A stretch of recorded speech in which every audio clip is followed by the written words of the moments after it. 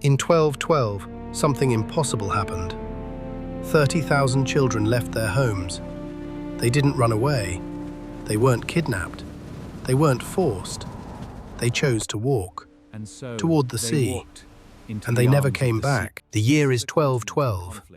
Europe is burning with religious fever. For over a century, Christians have been marching east to reclaim Jerusalem from Muslim control. Kings and knights have led these crusades. Armies have been slaughtered, cities have fallen, and still the Holy Land remains out of reach. But the common people, the poor, the desperate, the faithful, they believe in miracles. And in the spring of 1212, two miracles appear. In France, a 12-year-old shepherd boy named Stephen of Cloyes is tending his flock when he has a vision.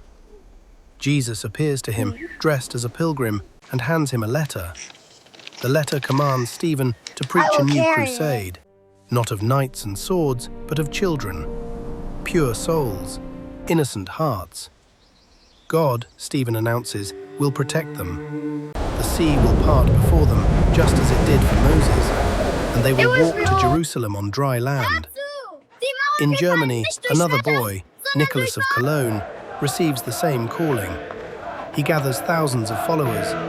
He tells them the sea will dry up before them, allowing them to cross into the Holy Land. These two boys, barely teenagers, are now leading armies. Not armies of soldiers, armies of children. Word spreads like wildfire. This isn't about In power. France, Stephen It's about begins to choice. preach. The crowds grow.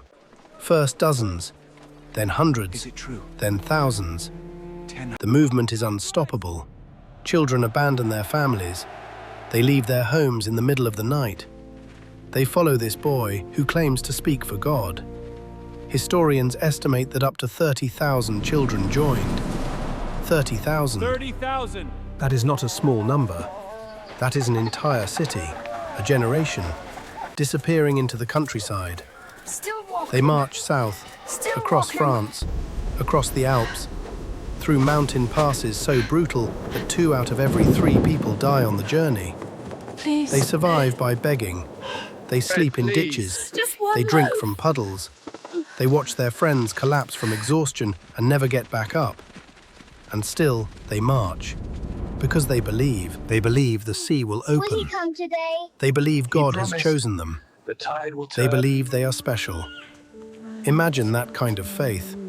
Imagine that kind of desperation. Imagine being so certain of a miracle that you would walk your own children into the wilderness. Now imagine the moment that faith shatters. They arrive at the Mediterranean. Stephen's group reaches Marseille in southern France. Nicholas's group reaches Genoa in Italy. They stand on the shore, thousands of them, dirty, hungry, exhausted, and they wait. The sea does not move. The waves crash against the rocks. The water rises and falls. Nothing changes. Some of the children cry, some scream, some simply stare in silence, unable to process what they are seeing. Nicholas tried to explain. He told them the sea would part when their faith was strong enough. He told them to pray harder. He told them to wait just a little longer. But the sea did not care about their prayers. So they did something desperate. They walked into the water anyway. This is where the story splits. Depending on which chronicle you read, and there are more than 50 of them, all written decades after the event, all contradicting each other, different things happened. Some say the children were approached by merchants. 2 men, Hugh the Iron and William of Posqueres, offered to take them across the sea to the Holy Land, free of charge. The children, desperate and broken, accepted. They boarded the ships, 7 ships according to some accounts. They sailed toward the horizon, and they were never seen again. What happened to them? The chronicles offer 2 possibilities. 1, the ships were caught in a storm. 2 of them sank. All 1,400 children aboard drowned. 2, the merchants weren't saviors. They were slavers. They took the children to Tunisia, not Jerusalem, and sold them in the markets. 30,000 children sold into slavery, or drowned, or both. The records are fragmentary, unreliable, embellished. One chronicle says one thing, another says the opposite. A third says the children never even reached the sea. They died or gave up long before. Historians have been arguing about this for centuries, and no one has found the truth. But let's pause for a moment. Let's think about what this actually means. 30,000 children, gone. Not in a battle, not in a plague, not in a famine. They walked into the sea. They believed, with every fibre of their being, that God would save them. And then they discovered that God does not always answer. That moment, the moment the water reached their waists, their chests, their chins, that moment must have been the most terrifying thing any human being could experience. Did they scream? Did they cry out for their mothers? Did they cling to each other? Or did they simply surrender? Did they accept that they had been lied to? That their faith had been a fantasy?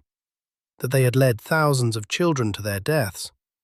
We will never know, because none of them survived to tell the story. Now let's consider the darker possibilities. What if the Children's Crusade never happened at all? Some historians believe the entire story is a myth, a confusion of words.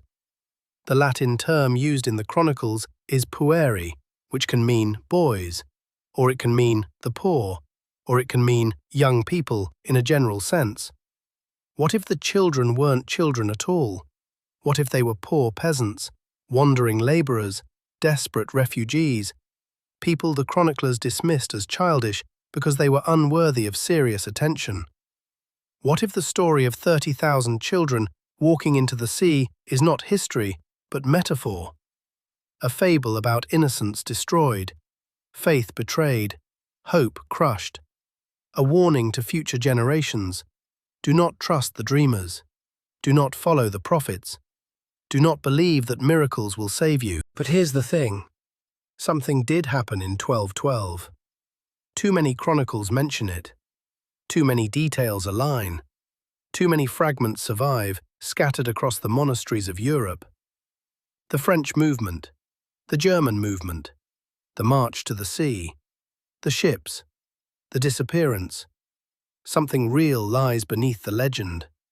We just don't know what, and we never will, because the primary sources are gone. The children left no diaries, no letters, no testimonies.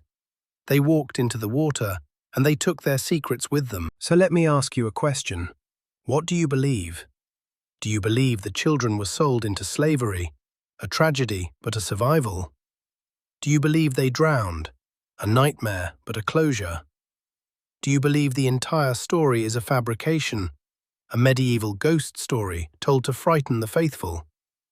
Or do you believe something else, something darker, something the chronicles refuse to say? Because here's the thing about 30,000 people disappearing. They don't just vanish, they leave traces. Bodies, bones, records, memories. And yet, in 800 years of searching, no one has ever found definitive proof of what happened to them. No mass grave, no slave registry, no shipwreck, nothing. Just silence. Maybe that's the real mystery. Not what happened to the children, but why we can't find out. Why the records are so fragmentary. Why the chronicles contradict each other. Why the story feels like it's being actively hidden. What are we not being told? What did the medieval church want us to forget? What did the merchants want us to never discover? And why does this story, this 800-year-old story, still feel so urgent? Because it's not about the past. It's about us. About what we believe. About who we trust. About the moment we realize that everything we were told was a lie. That moment when the sea does not part. That moment when you walk into the water anyway. That moment when you disappear. 30,000 children walked into the sea and vanished. We do not know where they went. We do not know why they went. We do not know if they even existed. But they left us a question that has haunted Europe for 8 centuries. A question that will haunt you too long after this video ends. What would you have done? Would you have followed the boy with the vision? Would you have believed the miracle? Or would you have stayed on the shore, watching, waiting, wondering, as 30,000 souls walked into the water and never came back? What do you think happened to the children's crusade? Drop your theory in the comments. And if you want to explore more medieval mysteries, subscribe, because the past is not as dead as you think. Some secrets are still waiting to be found.